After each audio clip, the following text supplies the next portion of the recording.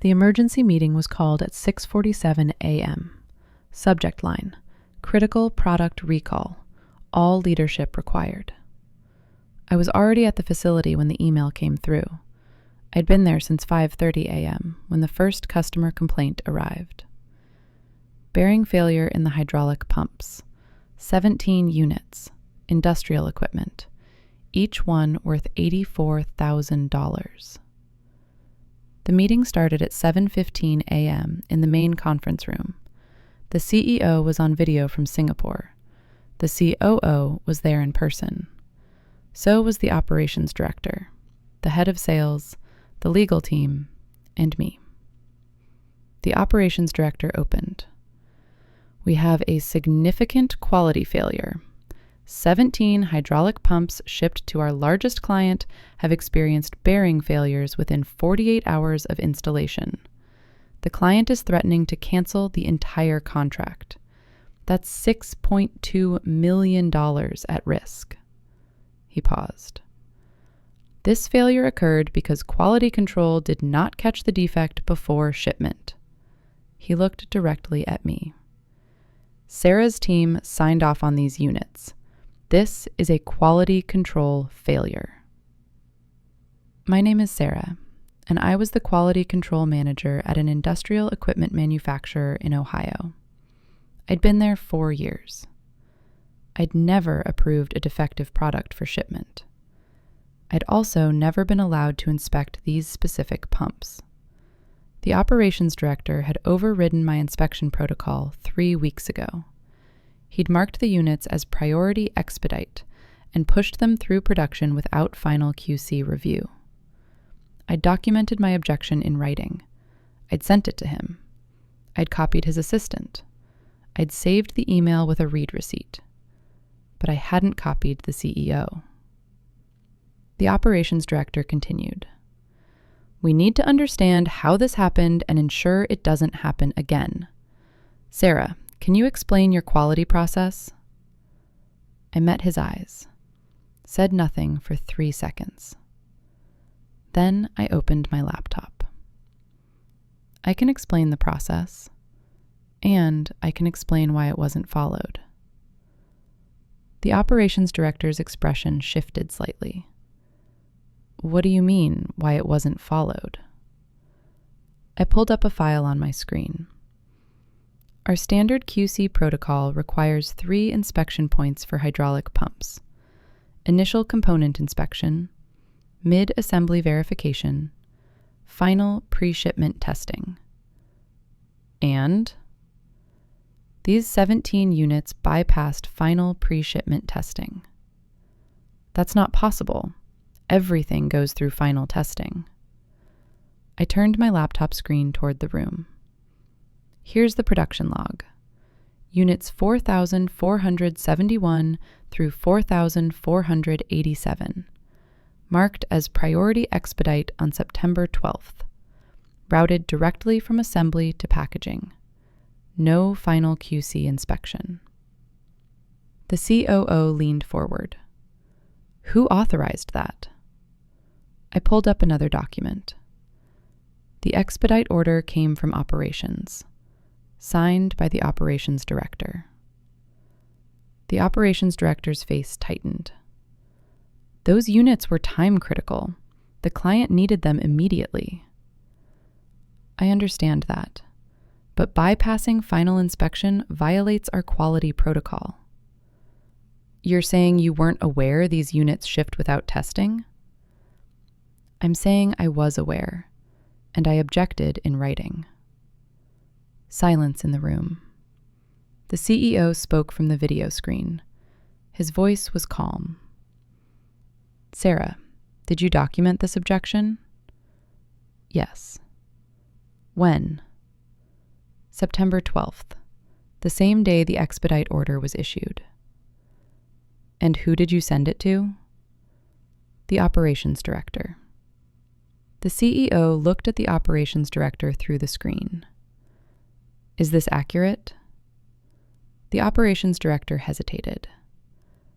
I may have received a note about the timeline, but quality concerns should be escalated if they're serious. kept my voice level. The email outlined the risk of bearing failure if units weren't tested. I stated that bypassing final inspection could result in defective products reaching the client. The CEO's expression didn't change. Do you still have that email? Yes. Forward it to me now. I pulled up the email, dated September 12th, sent at 2:47 p.m. Subject line: QC concern, expedited hydraulic pump order. I forwarded it to the CEO. Then I sat back and waited. The CEO was quiet for a moment, reading. Then he said, "This email specifically warns about bearing failure risk." Yes. And it requests that final testing not be skipped. Correct. He looked at the operations director. Your response? The operations director shifted in his seat. I don't recall receiving that specific email. We deal with hundreds of messages daily. If Sarah had serious concerns, she should have escalated more forcefully. The email was sent with a red receipt, I said.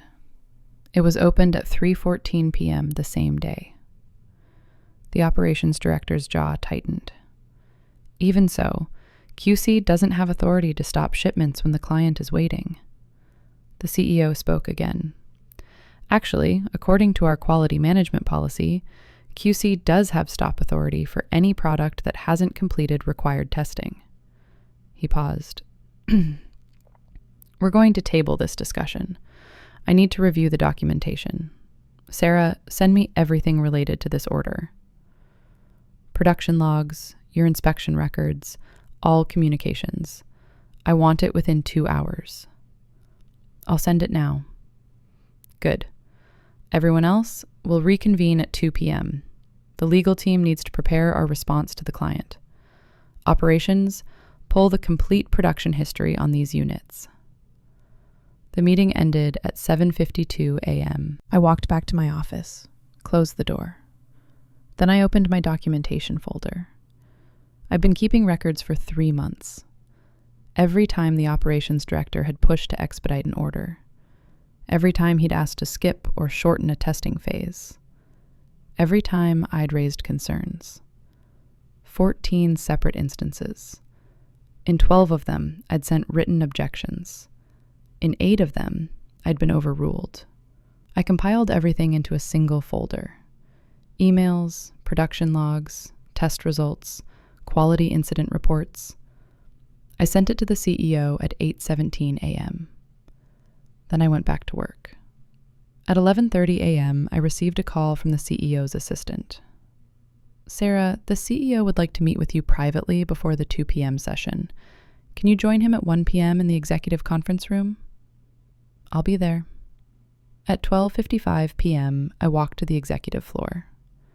The CEO was already in the conference room, alone. Sarah, come in. Close the door. I sat down. He had printouts spread across the table. My emails, production logs, quality reports. I've spent the last 3 hours reviewing what you sent me. I waited. You've documented 14 separate instances where operations pushed to bypass or shorten quality protocols. Yes. And you objected in writing to 12 of them. Correct. Why didn't you escalate any of these to me? I chose my words carefully. The operations director is your direct report. I'm 3 levels below you. I followed the chain of command. Did you ever discuss these concerns with anyone else in leadership? I raised the pattern with the COO 6 weeks ago. His expression shifted slightly. What did he say? He said operations manages production timelines. QC advises but doesn't control scheduling decisions. The CEO was quiet for a moment. Then he asked, do you believe the bearing failures were preventable? Yes. Final testing would have caught the defect before shipment. And you documented that risk before the units shipped. Yes. He leaned back in his chair. This is a significant problem. Not just the product failure, the process failure. I said nothing. I'm going to ask you a direct question. Do you believe the operations director knowingly shipped products he knew were at risk? I believe he prioritized schedule over quality. Whether he understood the technical risk, I can't say, but he was informed of it. The CEO nodded slowly. Understood. Thank you for your documentation. It's thorough. You're welcome.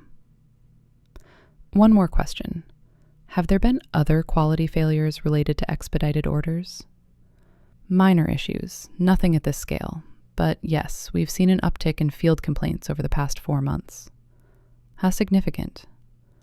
Field complaint rate has increased from 1.2% to 3.8%. That's more than triple. Yes. And you've documented this? It's in the quarterly quality report, submitted to operations and the COO. Was I copied? No. Quarterly reports go to department heads and the COO. Executive summary goes to the board. Did the executive summary mention the complaint rate increase? I hesitated. I don't write the executive summary. Operations does. His expression changed. Let me see the full quarterly report you submitted. I pulled it up on my phone, sent it to him. He opened it on his laptop, scrolled to the section on field complaints. Then he pulled up another document, the executive summary that had gone to the board. He read both in silence. After 2 minutes, he said, "Your report shows a 217% increase in field complaints. The executive summary describes quality metrics as stable with minor fluctuations." I didn't respond. That's not a minor discrepancy. That's misrepresentation. I only write the technical reports. I don't control how they're summarized. He closed his laptop. The 2 p.m. meeting is going to be difficult. I need you to present your findings exactly as you did with me. Stick to facts. No emotion. Can you do that? Yes. Good. I'll handle the rest. At 2 p.m., the full leadership team reconvened. The CEO opened the meeting. I've reviewed the documentation Sarah provided. Before we discuss client response, I need to understand how we got here. Sarah, please walk the team through your timeline. I pulled up my presentation. Straightforward, chronological. September 12th. Expedite order issued for 17 units. Final testing waived. September 12th, 2:47 p.m. Email sent to Operations Director outlining bearing failure risk if testing skipped. September 12th, 3:14 p.m. Email opened by Operations Director. No response. September 15th. Units shipped to client. September 17th. First bearing failure reported. September 18th. 17 total failures confirmed. I showed each email, each production log, each piece of documentation. The room was silent. When I finished, the CEO spoke. The operations director received explicit warning that these units were at risk. He chose to ship them anyway. The operations director tried to respond. The client deadline. The CEO cut him off. The client deadline doesn't override product safety, and it certainly doesn't override a direct warning from our quality manager. He turned to the COO. You told Sarah that QC advises but doesn't control scheduling. Is that our policy? The COO shifted uncomfortably. Operations has authority over production timelines, but quality has stop authority for safety issues. Was this a safety issue? Industrial equipment bearing failures can cause operational shutdowns. Yes, that's a safety issue. The CEO looked back at the operations director. You were warned. You ignored the warning. You shipped defective products. And this morning, you blamed Sarah for your decision. The operations director's face went red. I was trying to meet client expectations. By shipping products you knew were at risk. That's not meeting expectations. That's negligence. The CEO pulled up another document on the screen. I've also reviewed the quarterly quality reports. Sarah's technical report shows field complaints have more than tripled in the past 4 months. The executive summary you prepared for the board described quality as stable. Why the discrepancy? The technical report includes minor issues that don't reflect actual product problems. A 217% increase in field complaints is not minor. It's a red flag. The CEO turned to the legal team. What's our exposure on the current recall? The general counsel spoke. If the client cancels the contract, we lose $6.2 million in revenue. We'll also face recall costs of approximately $1.4 million. Potential liability for operational downtime at the client's facilities. Early estimates suggest $2 to $3 million. So we're looking at $10 million in total exposure, possibly more if there are injury claims. The CEO was quiet for a long moment. Then he said, "This meeting is over. Operations Director, you're on administrative leave pending a full investigation. Sarah, you'll report directly to me until we restructure the quality function. Legal, prepare a response to the client. Everyone else, back to work." The operations director stood abruptly. "You're suspending me over a scheduling decision?" The CEO's voice remained calm.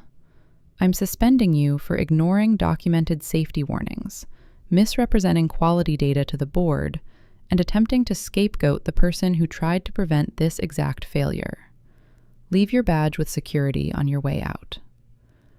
The operations director left without another word. The room cleared. I returned to my office.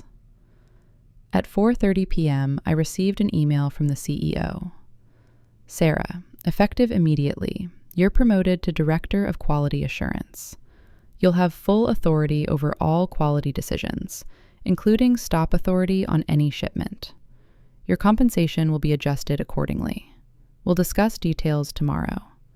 Thank you for your integrity and documentation." I read it twice. Then I replied, "Thank you. I'll be ready to discuss tomorrow." I closed my laptop and looked out the window at the production floor. The machines were still running. The teams were still working. The facility continued operating. But something had shifted. For the first time in 4 months, I didn't have to argue about testing protocols. I didn't have to send emails that would be ignored. I didn't have to document objections that no one would read. I had authority. Not because I'd fought for it, because the documentation had spoken for itself. 3 weeks later, the investigation concluded. The operations director was terminated. The COO received a formal reprimand for failing to escalate quality concerns. New policies were implemented. All quality warnings had to be addressed in writing within 24 hours. Any decision to override QC recommendations required CEO approval. The client accepted our recall response. They didn't cancel the contract. But they required additional quality audits for 6 months. I ran those audits personally. Field complaints dropped to 0.9% within 2 months. 6 months after the recall, I was sitting in a board meeting. The CEO had asked me to present the quality metrics directly to the board. No executive summary. No filter. I walked them through the improvements, the new protocols, the complaint trends, the testing procedures. At the end, one of the board members asked a question. "Sarah, if you could go back to September 12th, would you do anything differently?" I thought about it. No. I documented the risk. I followed protocol. The system should have worked. But it didn't. No, it didn't. Because someone chose to ignore the warning. The board member nodded. That's the right answer. The meeting ended. I walked back to my office and opened my documentation folder. All the emails from those 3 months were still there, organized, dated, preserved.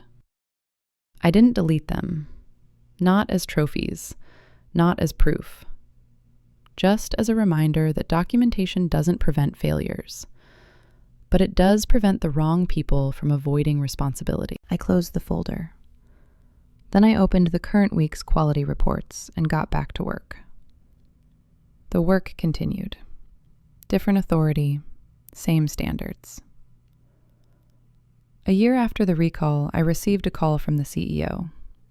"Sarah, I wanted to let you know something. We just completed our annual audit. 0 critical findings. Field complaint rate is at 0.6%. That's the lowest in company history.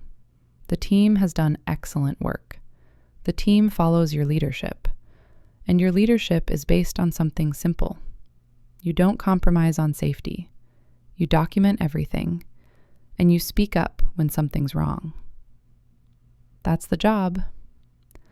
It should be, but it isn't always.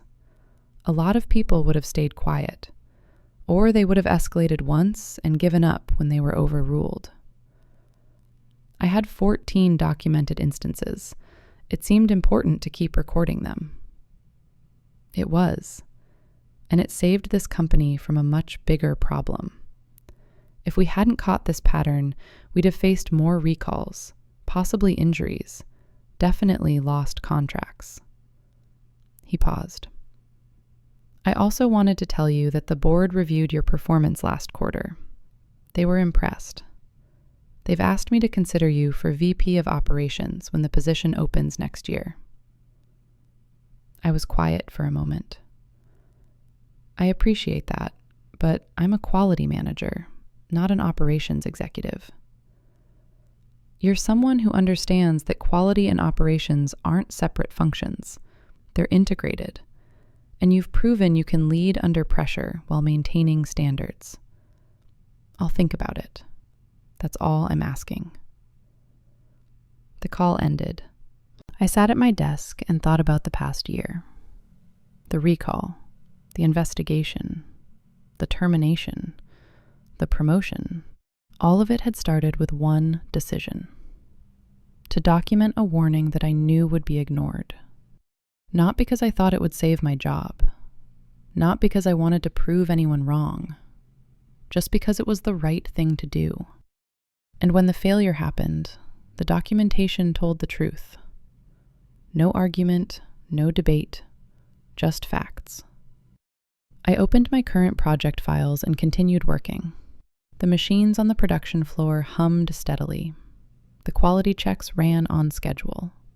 The protocols were followed. And every warning, every concern, every risk assessment was documented in writing. Not for revenge, not for protection, just for truth. Because in the end, warnings only matter if someone is willing to listen. And if they won't listen, the documentation will speak for itself.